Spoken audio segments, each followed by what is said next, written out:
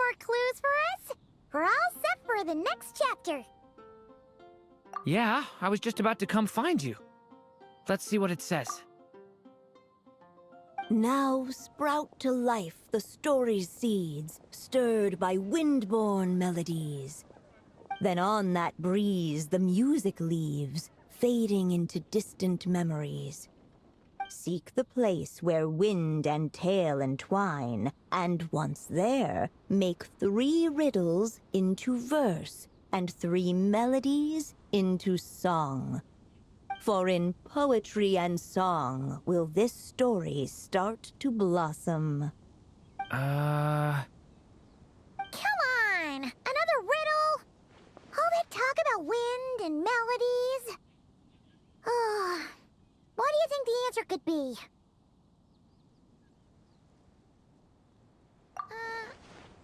Oh! Care to elaborate? Wind, music, poetry. Tone-deaf bards gotta know the answer. You mean Lord Barbados? Albedo introduced us when I first arrived in Mondstadt. I mean, someone like me was bound to catch his eye sooner or later. It's better that it's out in the open anyway. Now, how should we track him down?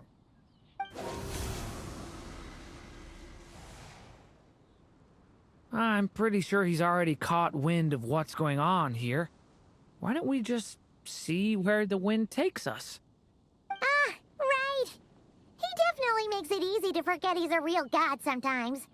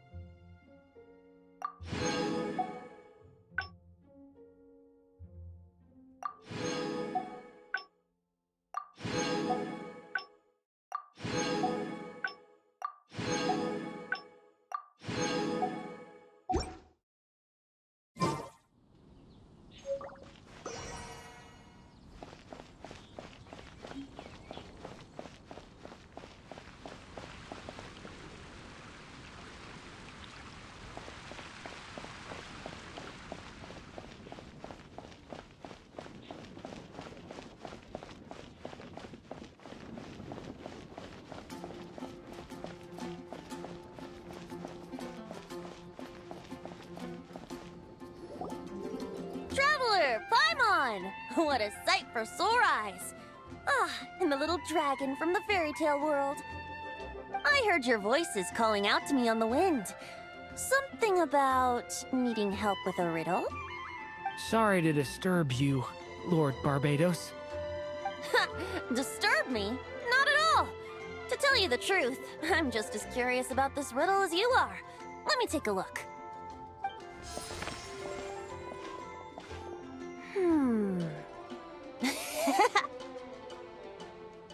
What is it? Did you figure out the answer? 3 riddles and 3 melodies. That sure takes me back. The answer you seek lies hidden in memory. Looks like running to Tone-Deaf Bard was the right call after all. Long ago, those mages came to Mondstadt, seeking to test their strength against mine. But I replied, let us make music, not war, and resolve our conflicts through song. So I strummed my lyre and sang them this verse. oh wind, welcome now, my guests. Pass through verdant leaves unseen, where shape your formless self may take, and offer up a graceful scene, a fleeting gift for welcome's sake. Leap at the edge of a sea of clouds, where land meets sky and sky meets ground. There frighten off the noisy crowds and bring my guests a calm profound. Fly beneath the stars up high, where mortal noise is swept aside, that my dear guests with starry eyes may share the dreams they hold inside. Now go to where I vowed to keep a quiet spot for them to sleep. No clash, no contest bars the way, just tea and mirth to fill the day. There you have it, the 3 melodies. As for the answers to those 3 riddles, I trust you can guess them by now. The woods, the edge of a cliff, and the sky? Correct! Funnily enough, your mother was also the first to solve it, all that time ago. There must be some kind of special rapport between those who write stories and those who sing them. The woods, a cliff, and the sky. Oh! So that's where it is! I suppose the spot that answer points to is where you're headed next. You should know, after solving my riddle, the mages even accepted my proposal and made that location their official meeting spot. And going by what your book is suggesting, once you found it, you might want to try playing the melody I just shared with you. Guess you can be pretty reliable when it counts, huh? Great Animal Archon? Thanks for the help, Lord Barbados. Still got questions for me, huh? Yeah, you must have read countless tales in your time, being a wandering bard and all. In your experience, why might an author consider a story unfinished? Unfinished? Well, I guess if there's something left to accomplish in the story, or, if the last line goes, "To be continued." Huh? Wow, your helpfulness lasted for like 1 second. In all seriousness, I would think the answer to that question lies in your mother's story itself. It's not my place to pry any further. All right then, we should get going.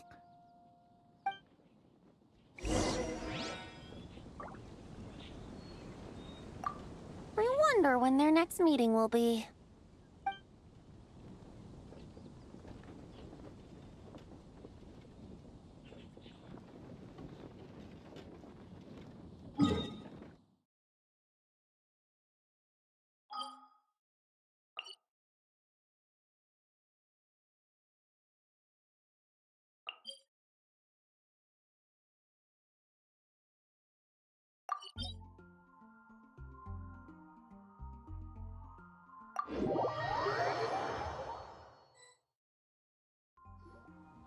Okay, we're here! Now, we just need to play the 3 melodies, and we should be able to gather the memories for the next chapter, right? A musical performance? Huh. Out of all the things Miss Lisa has taught me, that's the one I'm worst at.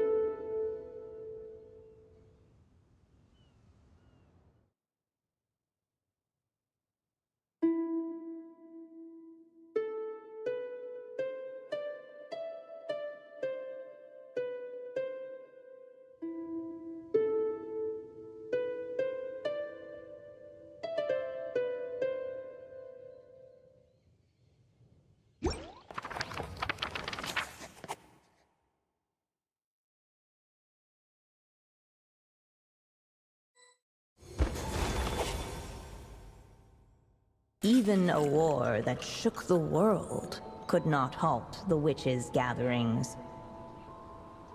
Yet even so, with the passing of time, 3 of their teacups no longer came to be set.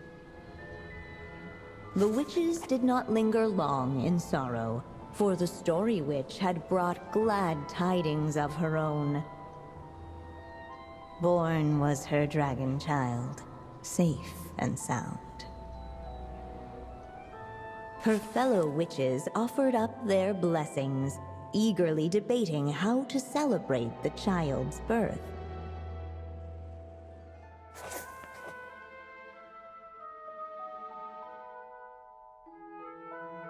In the end, they settled on the most vibrant balloons they could find. After all, what could be more joyous than the arrival of new life?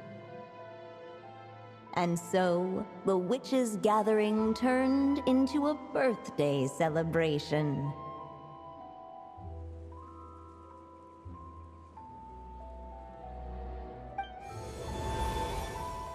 So, we're back in the story world, huh?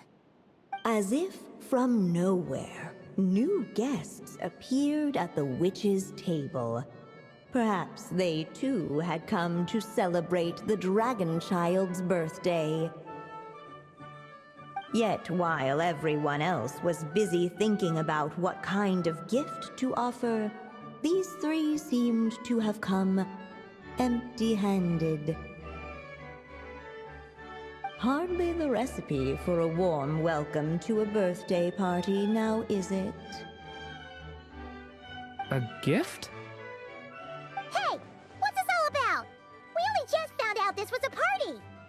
While the guests voiced their complaints and grievances, perhaps they should have been wondering what kind of gift to give instead.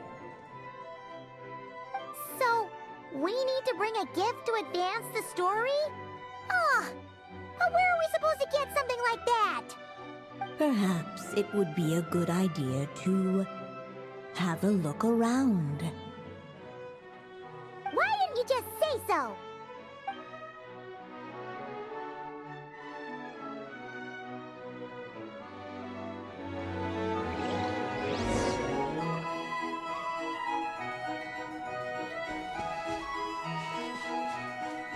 No mark had been left on the page ahead. The group found themselves unable to move forward. Hey, could we use these as gifts, maybe? At last, the guests found something to give the dragon child. Guess that's a yes, then. Which one should we go for? Still, the guests wondered, what kind of gift might the little dragon really want? Should they put a warrior's sword in his hand and send him out on an unstoppable quest to save the world?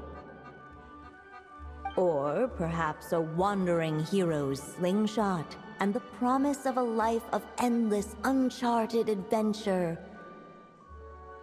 Or maybe even a scholar's tome and the chance to take on all the world's unsolved mysteries. Okay. Wow. That's a lot of pressure all of a sudden. Oh yeah! Technically, we're actually picking a gift for you. So, which one would you prefer? You want me to choose? Wow, this feels kinda special. How come? For as long as I can remember, I've spent most of my time living in the stories my mother created. I always thought my mother had everything written out for me already, just like the toy figures in Constellation Metropole. What I wanted to do with my own future. That's something I've never really thought about. What did I want back then? This is the first time I've ever asked myself that question. Sounds like this is the perfect opportunity to answer it then. It's been a while since you left Simulanka, and after everything that's happened, It might be about time to start thinking about your future. Then let me give it some thought.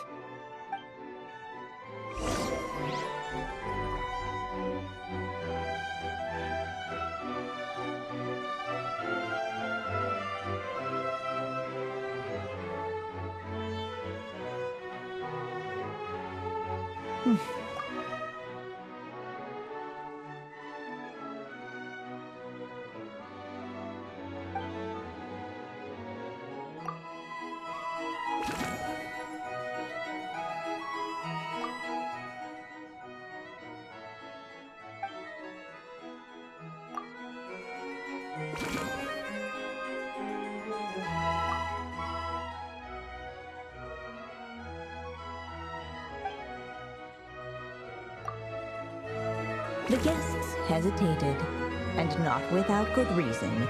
Given how much this gift would mean to the little dragon, a bit of careful thought could go a long way.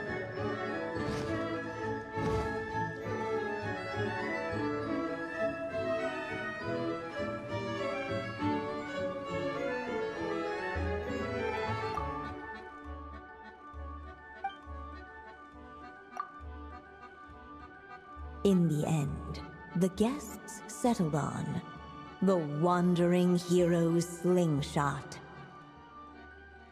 A wandering hero. So, you're an explorer, just like us. I guess you inspired me.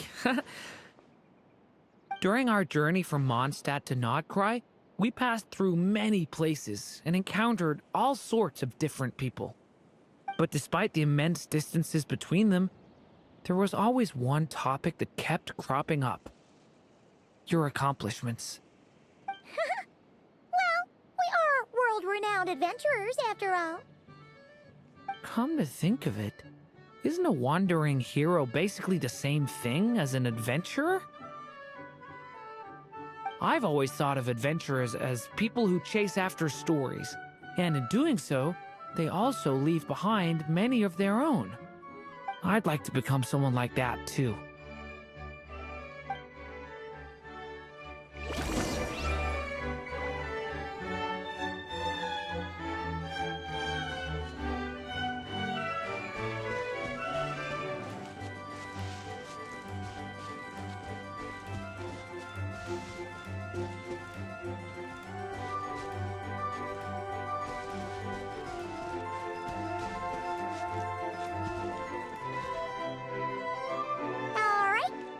Let us in now that we've got a gift, right? Hello there. Brought a gift this time? The newly arrived guest presented his gift, wishing the little dragon a future as a wandering hero, free and unburdened. Accepting the guest's blessing, the Story Witch invited him and his friends to take their place around the table. Finally, she could introduce them all to her dragon child, telling all in attendance about the moment of his hatching, and of course, the name he'd been given. It was then that the Seer Witch, diviner of the stars, withdrew her gaze from the heavens and turned a sorrowful glance upon the little dragon. You gave him the same name as that evil dragon? That's right.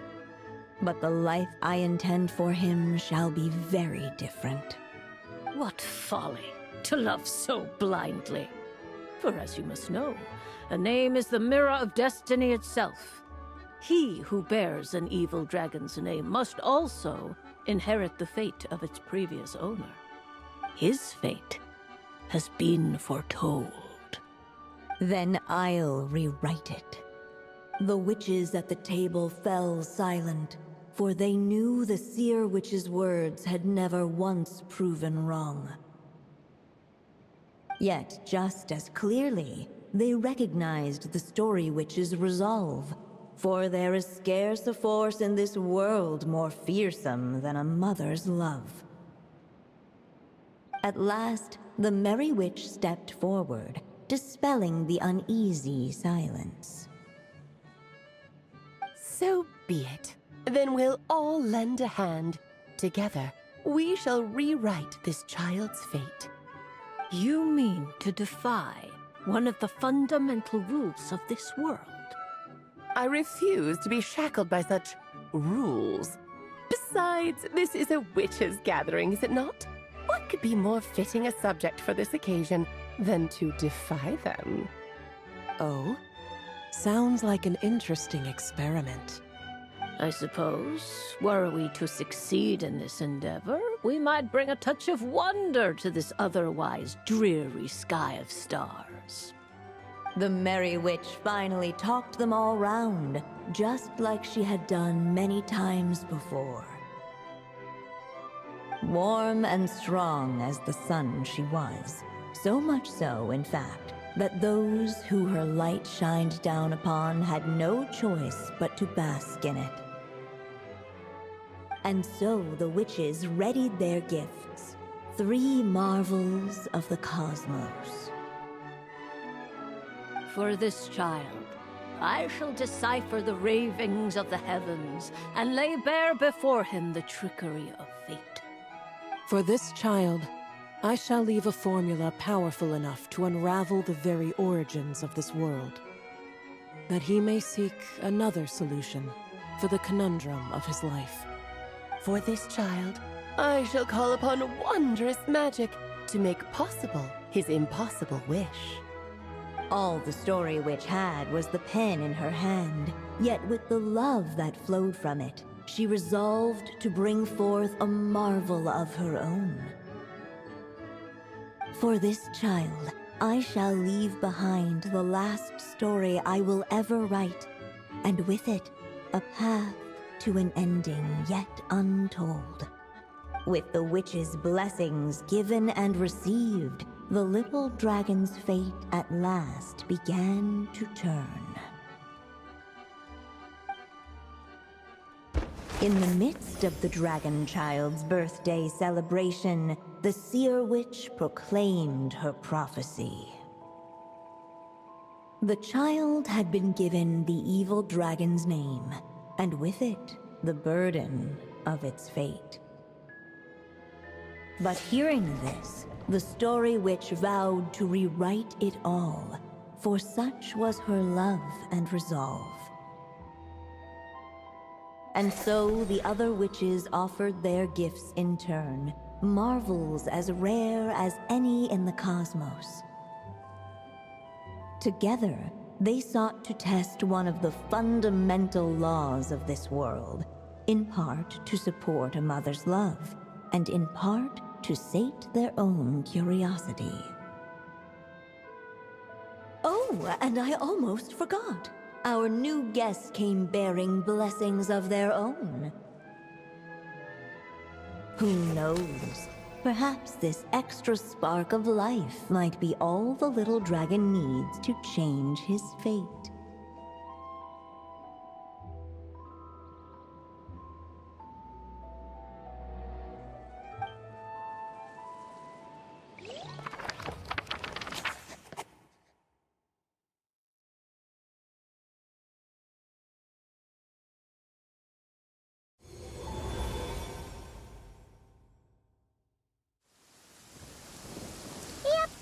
Looks like we've completed this chapter, too. Those witches in the story were the mages at the Hexen Circle, right? They sure seem to care a lot about you, Durin. But, Paimon kinda had trouble following their conversation. Just a bunch of mystery, as usual. The evil dragon's fate. Oh, is that what you're worried about? But didn't we already take care of that? Ah, the mages must have had a hand in that, too. Also, I was just thinking, which part of the story are we even meant to be completing? Oh,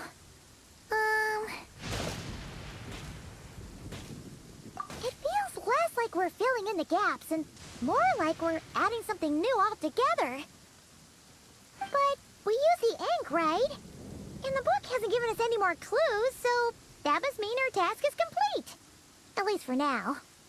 Yeah, I guess we're doing something right. Maybe I'm overthinking things.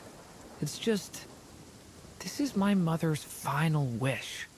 So I don't want to mess it up. Anyway, thanks for all your help. I'll let you know as soon as the book reveals a hint about the next chapter. Okay then. See you in the next chapter.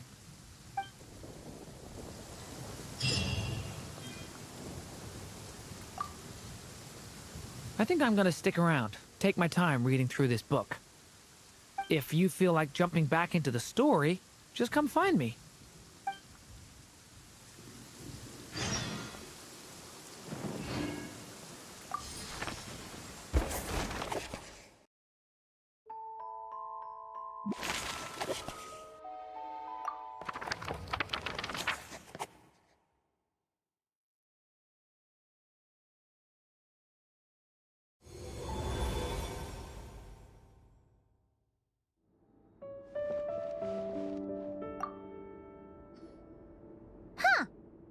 Paimon doesn't remember seeing this many manuscripts last time we were here. So, she wrote this many books even after Durin was born? Let's see. Weird. Is it just that Paimon hasn't read enough, or were none of these ever actually published? Wonder which story these are for. Well, looks like a lot of work went into it, so it must be a pretty great one.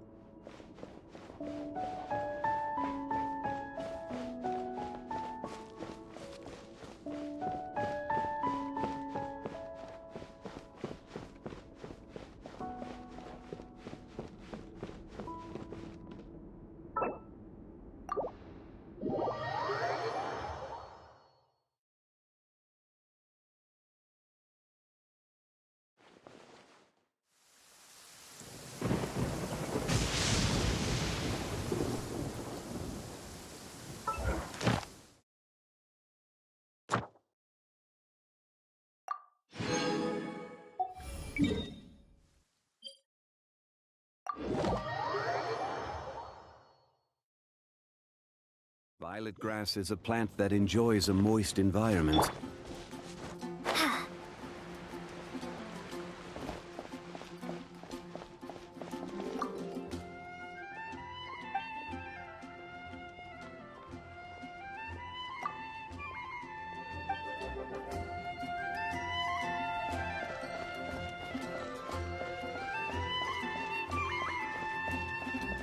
Ad Astra Abyssosk. Welcome to the Adventurers Guild. Thank you for completing today's commissions. Here is your reward.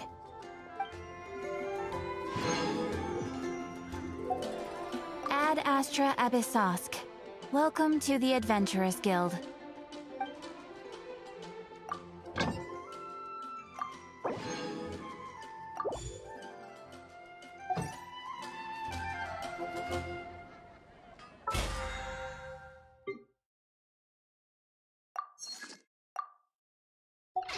When you're high up, everyone can hear you.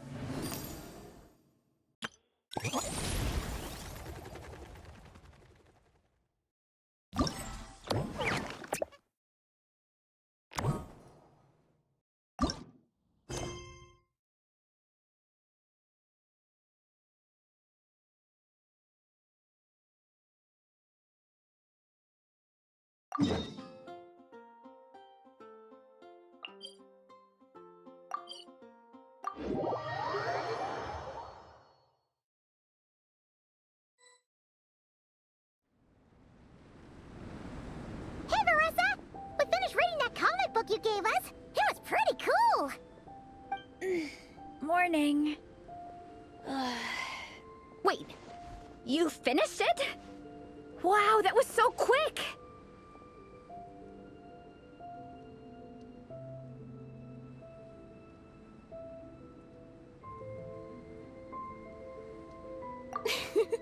So you too have been won over by Fiatena's infectious charisma?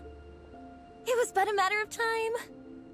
From what we read, it seemed like the Soul Blazers were a group of Natlanese heroes who fought against monsters. Also, Malika had a cameo in there. Does that mean the Soul Blazer saga is based on historical events? That's right. It's an adaptation of Natlan's history. All the characters are based on real people. But of course, it's mostly for entertainment. You can't treat it as a history textbook. The Soul Blazers were warriors who fought against the monsters of the Abyss. Their mission? To protect their nation. The finest warrior of all the Soul Blazers was Fiatena. She is our hero, our role model. The Pyro Archon has some real cool fight scenes too, though. She fights with real passion. But there's a whole bunch of other comic series that deal with her story specifically. This one is more focused on Fiatena's story arc. Her motivations, her rise to greatness, and so on. No matter how desperate things got, she never lost hope. Thanks to her dogged determination, she went from rookie warrior with no understanding of strategy to a formidable commander. Along the way, she became friends with a group of fellow warriors who stuck with each other through thick and thin. Fiatena! She's my hero. This story really means a lot to her.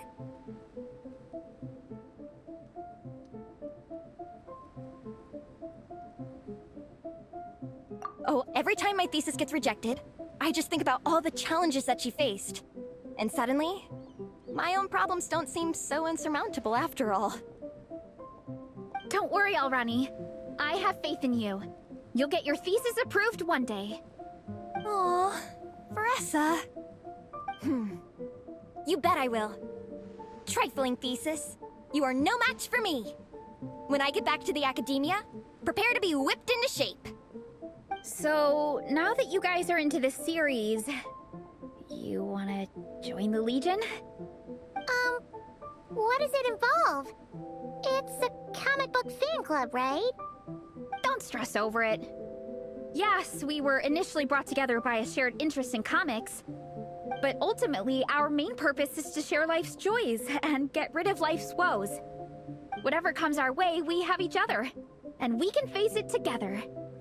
We discuss comics together, eat together, and chill together. In that case, Paimon's in!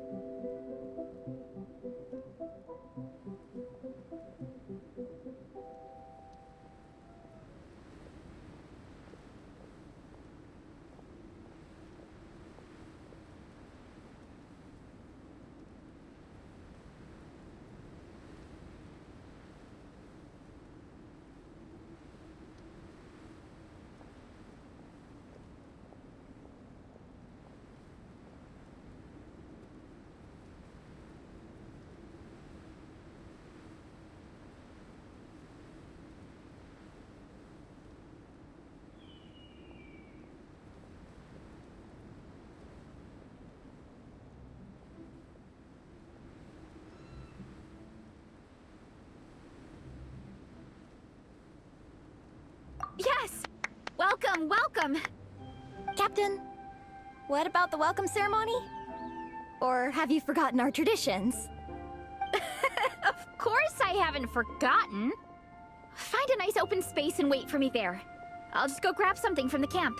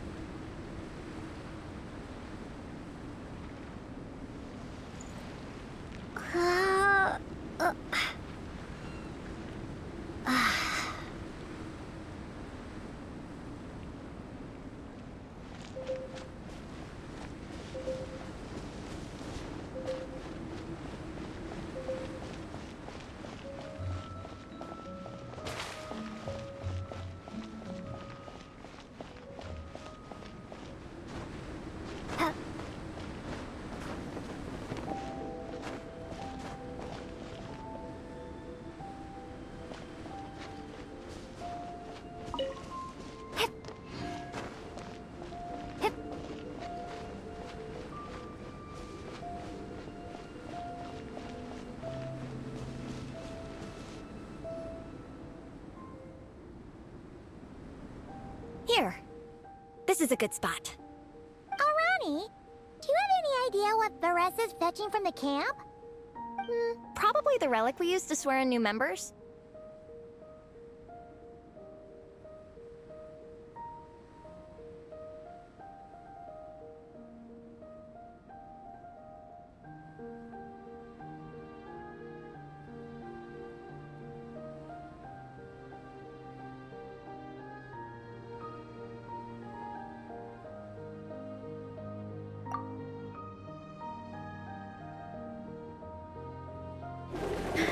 I'm here! Hope I didn't keep you waiting too long. I sprinted the whole way. Here, take this. It's a Fiatenna mask. I made it myself. Thanks! Huh? Isn't this the mask you wear in combat? That's right! Fiatenna used to wear a mask in combat too.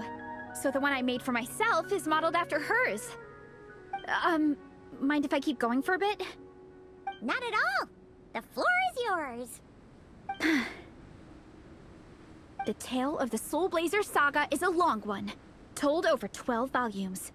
The characters go through so many changes along the way, growing and developing as the story progresses. This mask, for instance, is just one of the 5 different versions Fiatenna wears during the story. This one is my favorite of them all. At one point, Fiatenna goes through a tough phase where she's disillusioned after fighting so many battles, but her friends are always there for her even through her darkest time. With their encouragement, she was able to rally and get back on her feet. And this is the mask she wore when she made her comeback.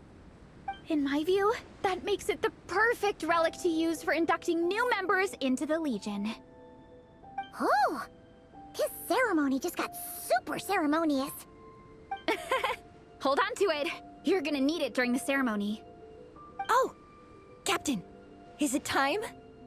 Now, Traveler and Paimon, join me in reciting the Legion of Soul Blazers Creed, which we will cry out at the top of our lungs.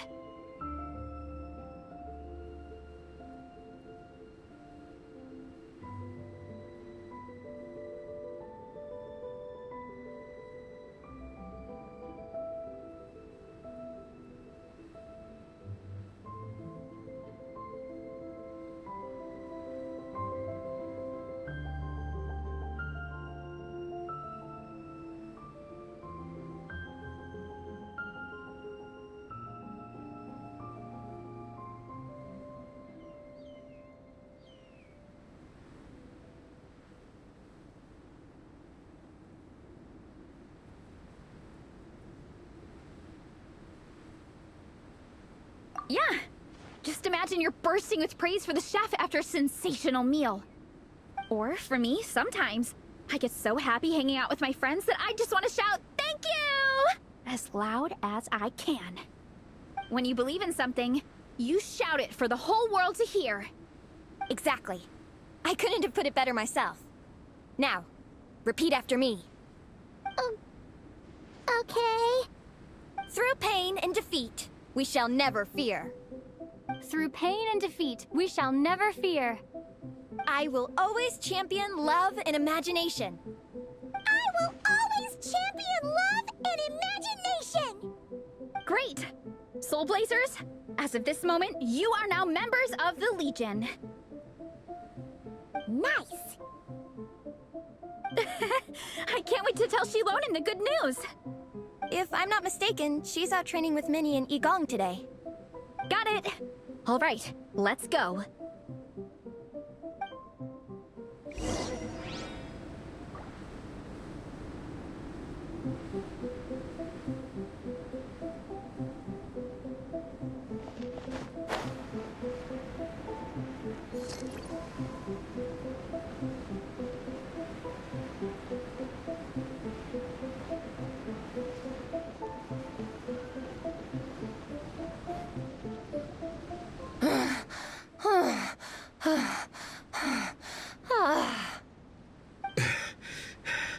Vice Captain, shall we call it a day?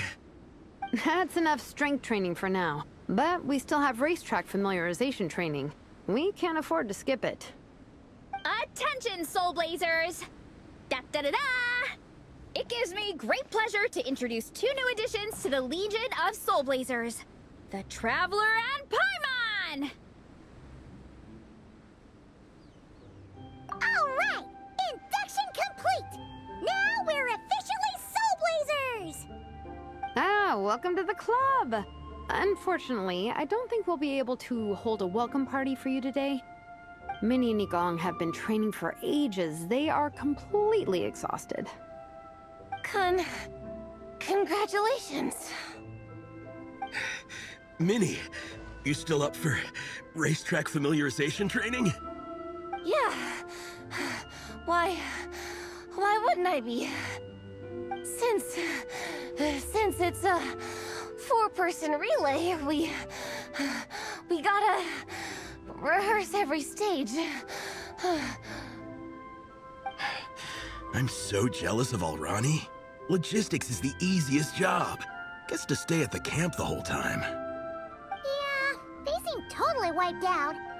Alright, we can skip the welcome party. We pretty much know everyone anyway.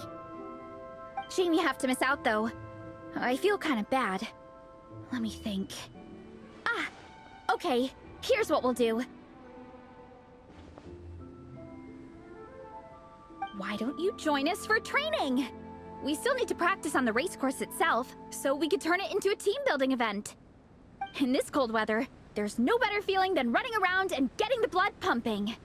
We'll all feel toasty and warm by the time we're done. What do you say, Traveler?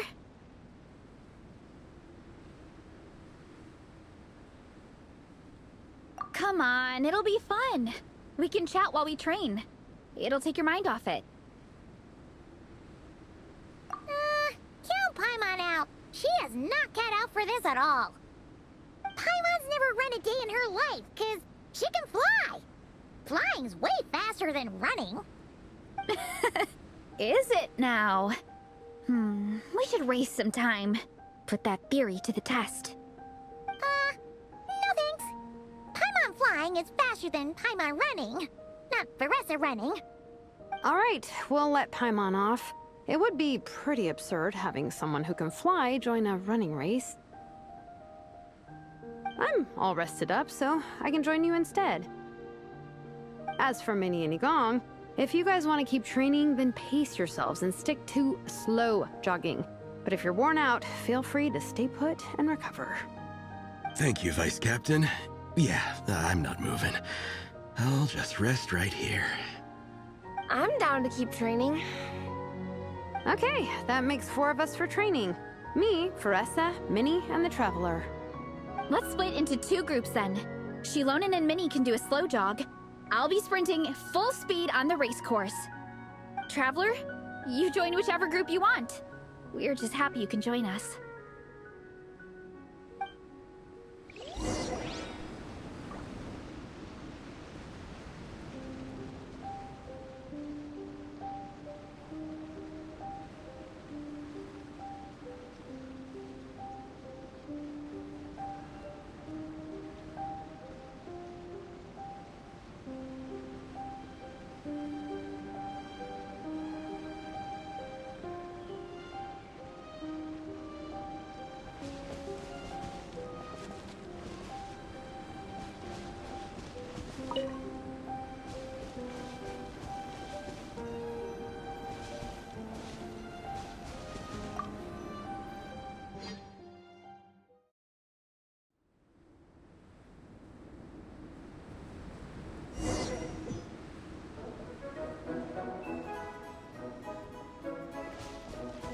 Okay, keep your head up, shoulders back, and allow your arms to swing however feels natural. You'll save energy that way.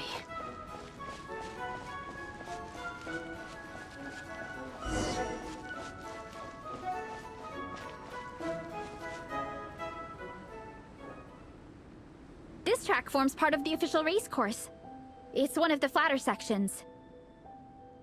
Oh, monsters, huh? I guess that makes sense. Mountains have plenty of places for wildlife and wild monsters to hide. I'll politely ask them to leave us alone.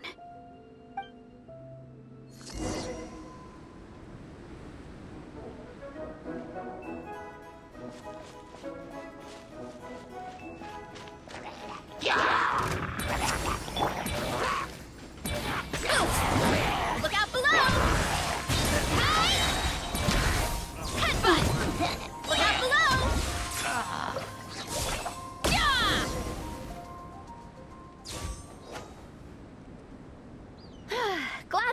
taken care of.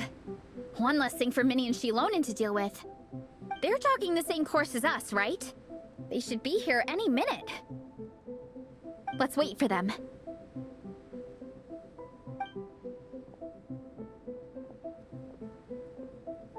How's it going? You two holding up okay? I'm good. Minnie's form is so much better than last time. I still think I need more practice.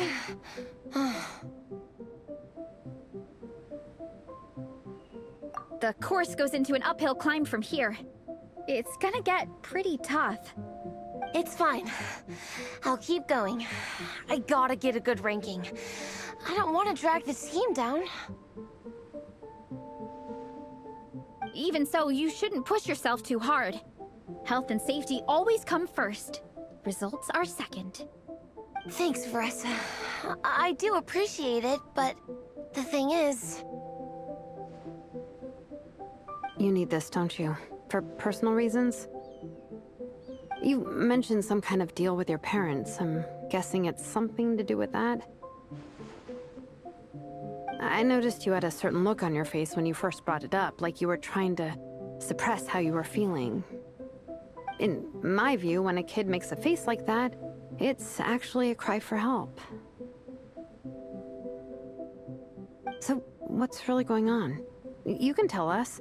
If you keep it to yourself, we can't help you fix it. I remember Minnie saying in one of her letters how she hoped to go to Inazuma one day and work as an assistant comic book artist. That or become a prop maker, building true-to-life comic book items for fans. But her mom and dad aren't very supportive of her goals. Could that have anything to do with the relentless training?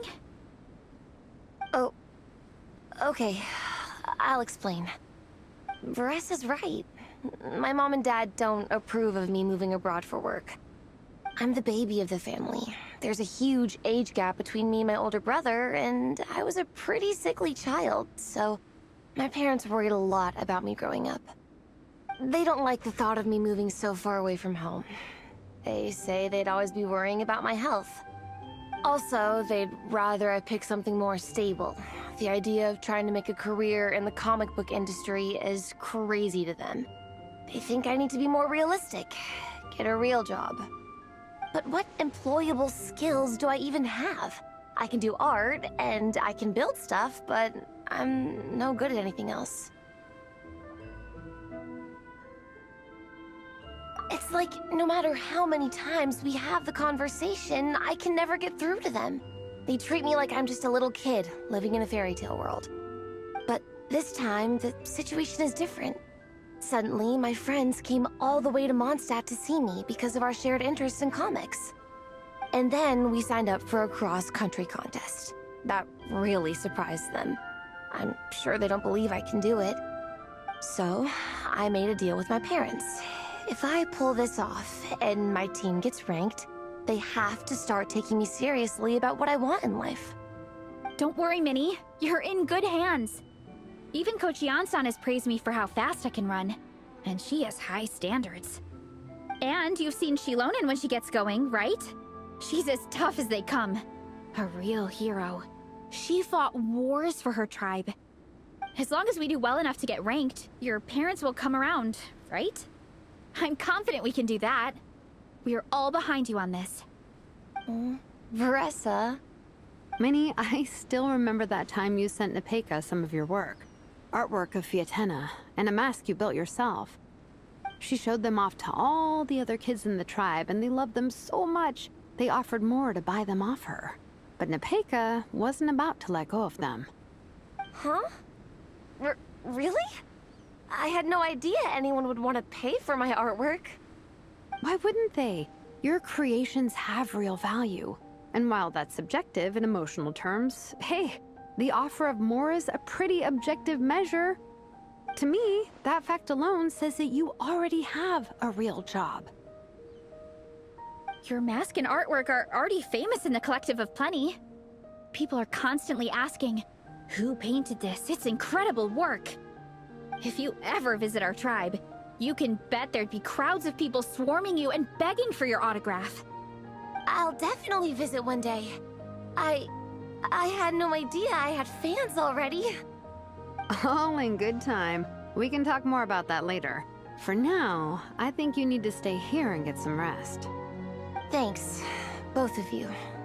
I'll make sure to rest properly. Good. I'll stay here and keep you company for a while. The Traveler and I will keep training then.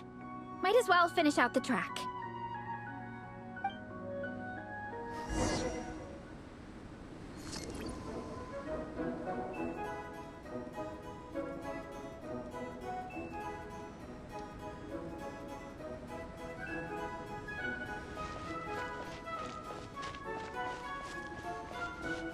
You definitely don't want to stray off course on a mountain like this.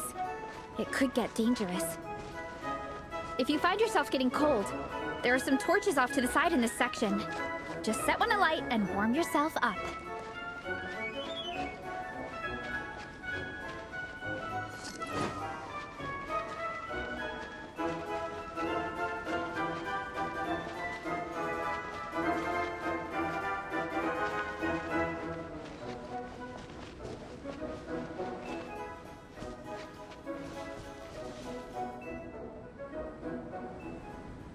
We made it to the relay point. Good job. I gotta say, this terrain is seriously challenging. If people don't familiarize themselves with the course in advance, they could easily get lost on race day. But at least the organizing committee has taken the time to clearly mark out the course. And thankfully, there aren't many wild animals or monsters out here. People should be able to practice without incident. How are you feeling? Still got the energy to keep training?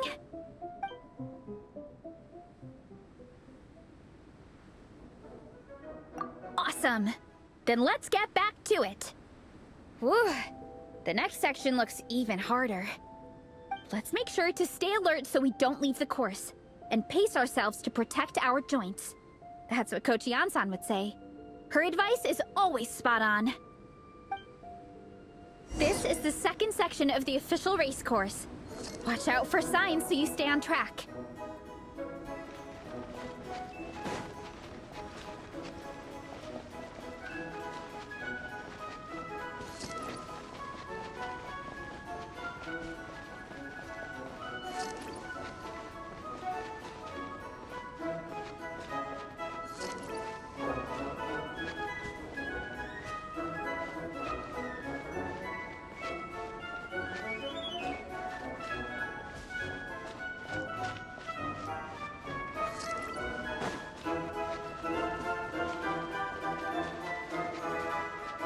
Watch out for that pit! Don't fall in!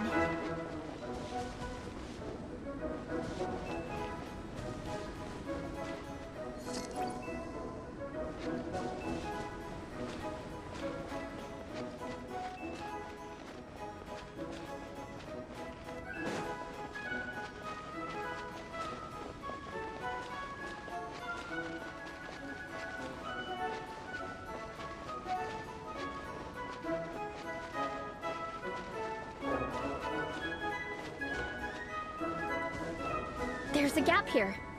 If we jump down, it should shave off a lot of our race time. But it's a little risky. Gotta be careful not to sprain an ankle or it's game over.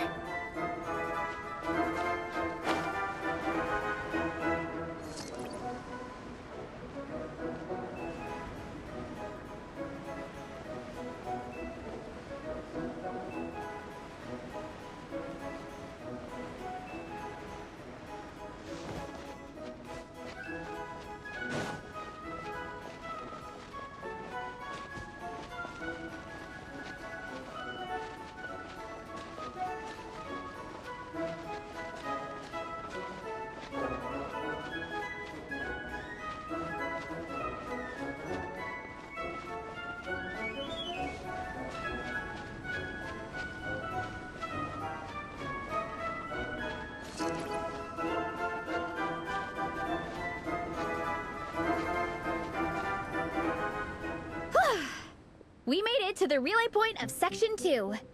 That's today's training target officially smashed.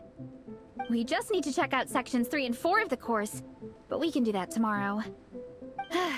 Now that we've stopped, it suddenly occurred to me, After a whole morning of running, we're still only halfway up the mountain. Kinda? But then again, I'm already freezing. And it must be even colder up at the top. Yeah, forget it. Let's head back. I'll catch a cold if I'm out here much longer. Why don't we regroup with Shilonen and Minnie, then head back together?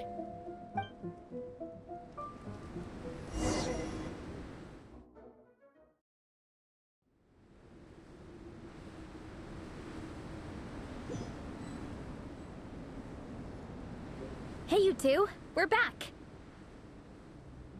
3, actually. Igong came to join me and Minnie while you were out training. Yeah, I felt bad slacking off while everyone else was going the extra mile. Sounds like the cold's getting to you. Alright, let's head back to camp so people can get some extra layers on. Wow, the time's really flown by. At this rate, I don't know if I'll have time for my nap before we hit the city for the afternoon.